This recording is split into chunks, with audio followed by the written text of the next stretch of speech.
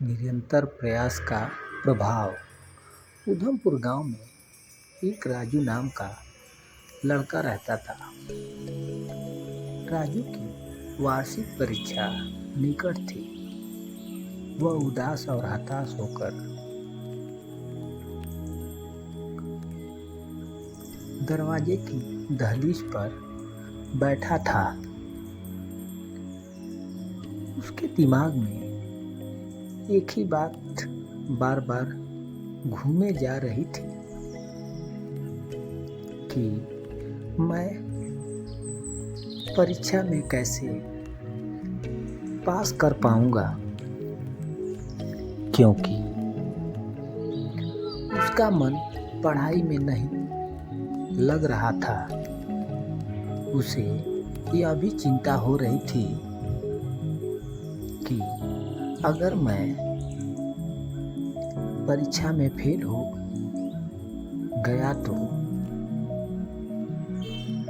मेरे papa mummy, दोस्त और पड़ोस के लोग क्या क्या बातें करेंगे।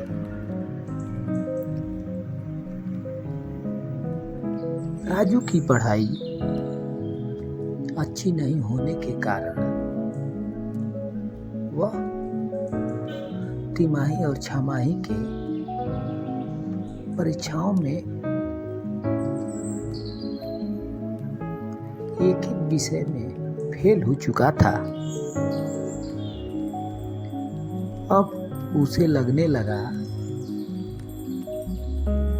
था कि वह 7वीं से 8वीं कक्षा में नहीं पहुंच पाएगा।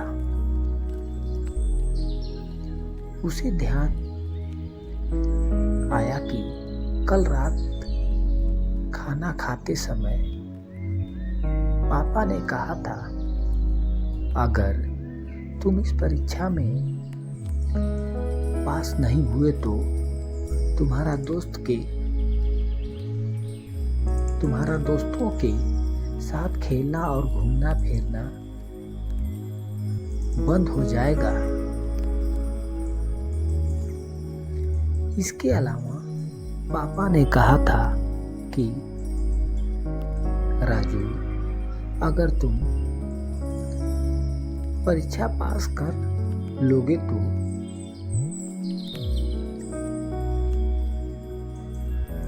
हम लोग गर्मियों की छुट्टी में तुम्हें घुमाने तुम्हारे नानी के घर ले चलेंगे। राजू की मम्मी राजू से पहले ही बात कर चुकी थी कि अगर तुम इस परीक्षा को पास कर लोगे तो तुम्हें एक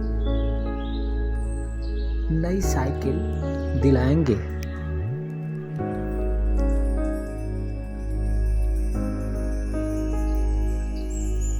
राजू घर की दहलीज पर बैठे बैठे तरह तरह की बातें सोचते हुए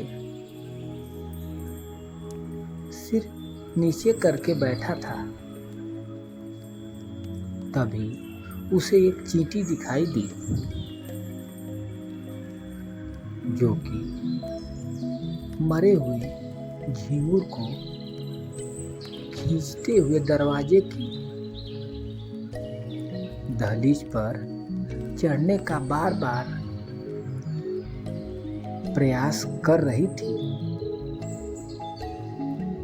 राजू उसे बिना पलक झपकाए देखे जा रहा था। अतंत एक बार चींटी उस मरे हुए झींगुर को खींचते हुए दहलीज पर चढ़ने में सफल हो गई।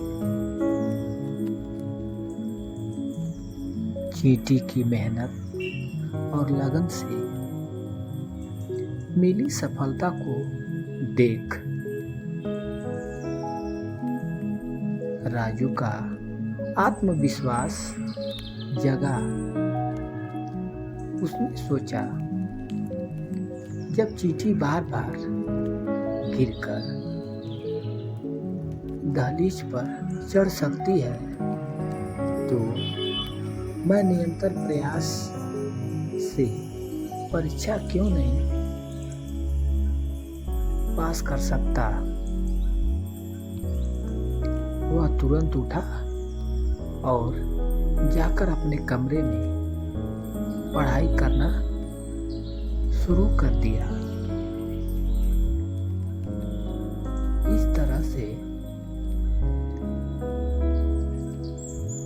राजू का आत्मविश्वास दिनों प्रतिदिन बढ़ता जा रहा था।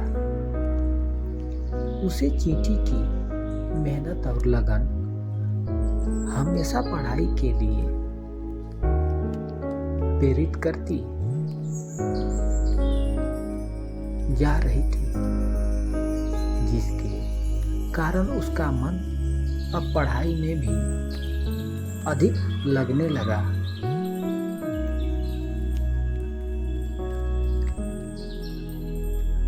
निरंतर प्रयास, मेहनत और लगन से सफलता कदम चूमती है,